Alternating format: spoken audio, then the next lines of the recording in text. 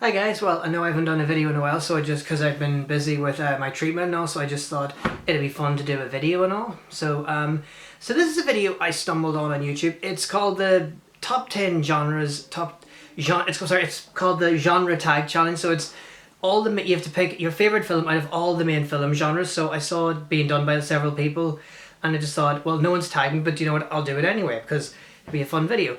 So I'm gonna pick from each genre my favorite film. So without further ado, let's get into it. So number one, and these are in no particular order. The first genre is horror, and of course, if you all know me very well, my favorite horror film of all time is Scream. Scream. I love this film. It is like the greatest horror film of all time. I love the whole mystery of you don't know who the killer is, who can Sidney trust. The opening scene with Drew Barrymore, oh my god, scares me every time. I swear to God, he says, I want to know who I'm looking at. You're like, remind me never to be home alone in the middle of the night, or never to live in the middle of nowhere. Nowhere. Yeah, but it's the best film ever. It's the best horror film ever. Okay. Number two is comic book. Now this was a big one to debate, but of course and you know, this one popped up a lot in a lot of the other videos. And mine is The Dark Knight. Heath Ledger's Joker is iconic. Guys, I swear to God, he is probably if I had to pick a favorite Joker, it would normally be Jack. Like, I actually think my favorite Joker is Jack Nicholson. So Heath Ledger is nearly there. It's neck and neck. But guys, this is one of the best superhero films of all time. This is so good. Like, I mean, Ledger commands, like, this is Christian Bale's film. Christian Bale is Batman, is The Dark Knight. But Heath Ledger steals the show in so many scenes. And you just never know he's going to do it. He's so unpredictable. And the way there's no sort of typical superhero movie happy ending.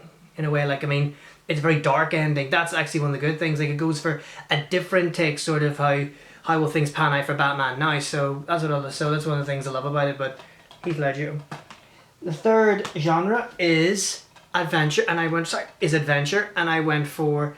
I guess adventure is a mix between adventure fantasy, so I went for my favourite entry in Lord of the Rings, The Two Towers. The Two Towers.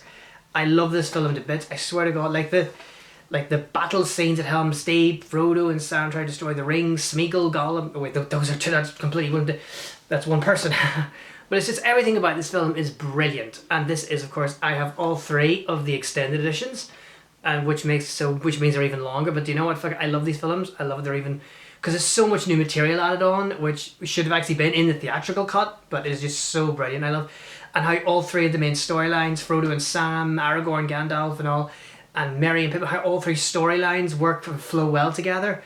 I think it's a good example of a film where multiple storylines can work if you write it well, because without a good story, a film is nothing.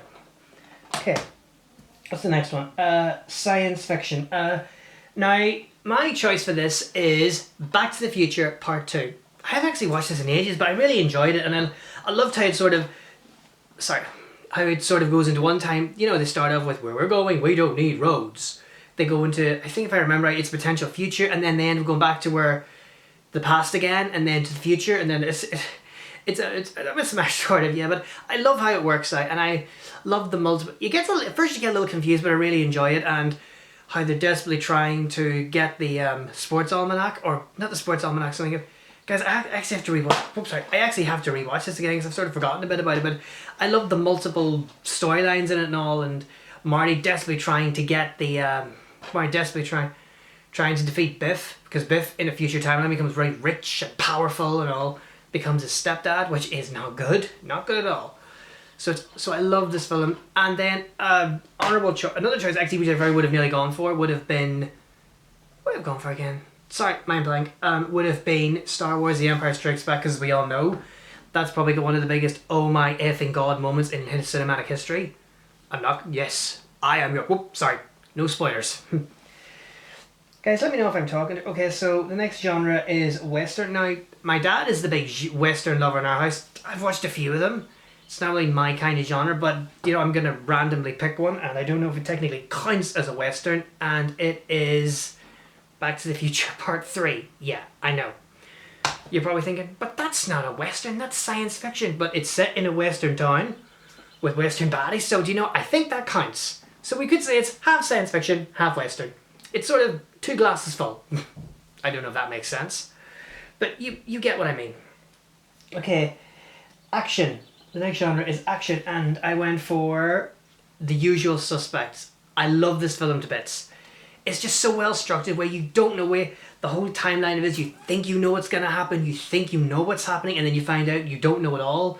And the twists and turns. And this is an example of really good writing and really good character development. Well, not character development, but character design and all, where you think you know each of these people, or you think you know what's going on, what's going to happen, but you really don't. So I thought this is an example of where work was put into designing the story and the writing. That's what makes a film work. The writing and the story, not CGI. CGI. Take note, people who use too much CGI in their films. Okay, and animated, and of course for my animated choice has to be the one and only, the first Disney film ever, Snow White and the Seven Dwarfs. I love this film to bits. I love the songs, I love the animation, I love the Snow White, I love the dwarfs, I love the music, everything. I love the prince and what was I gonna say? The animation. I just love it to bits. I think the Queen. So I love the Queen. She is like the greatest Disney villain of all time. She's like my favorite. I love her to bits. I think this is the greatest animated film. Oh, sorry, the greatest animated film of all time. So that is my top favorite animated film. My favorite Disney film is Mary Poppins, but my favorite animated film, if we're gonna get technical, the Disney animated film has to be Snow White. Okay, and romance. My favorite romantic film has to be Casablanca. I love this film. I swear I love it to bits. It is like one of the greatest films of all time. I love everything about it. I love the line. There's so many iconic quotes in this film, like, "Here's looking at you, kid," and "We'll always have Paris," and all the gin joints and all. And Humphrey Bogart and Ingrid Bergman, Claude Rains, everyone in this film are just, his performances are iconic and just empowering and phenomenal, and just how the film captures sort of the feeling of entrapment during World War II is just absolutely magnificent. So guys, if you're looking for a classic film to watch, I would highly recommend this one. This one is just magnificent. It's brilliant. Okay, and now we're nearly done. We move on to comedy, and my favourite comedy has to be Some Like It Hot. I love this film. It is so funny the way they dress up as women to hide from the mob. It's so funny the way your man sort of doubles. He pretends to be in the jazz band with Marilyn Monroe as her bandmate, and then as a man he pretends to be this wealthy ship captain to fall in love because he's fallen in love with Marilyn Monroe, and then the other guy is dressed as a woman is being chased by this elderly millionaire. It's so funny.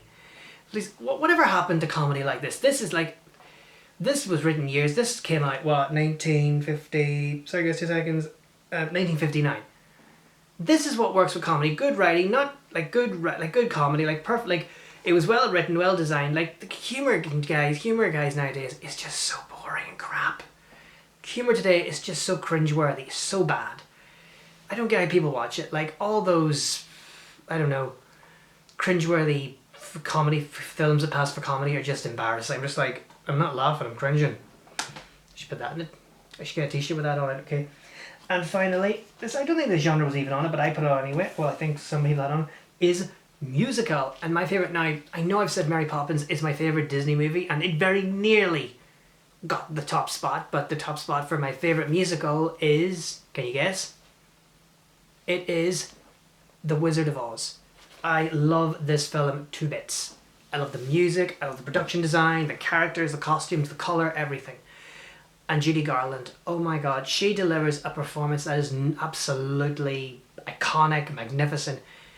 And when she sings Over the Rainbow, I'm like, oh god, I'm just crying. Like, it's just one of the most amazing performances of all time. She really is just one of the most amazing, greatest performers of all time. Like, they should erect a statue. They're probably a statue somewhere, I'm not sure.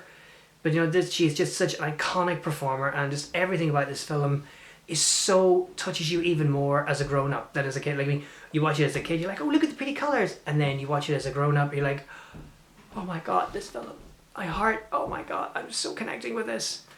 This, like, because I've been going in and out of hospital, I've really been thinking, there is no place like home. And I mean that, there is no place like home. Okay.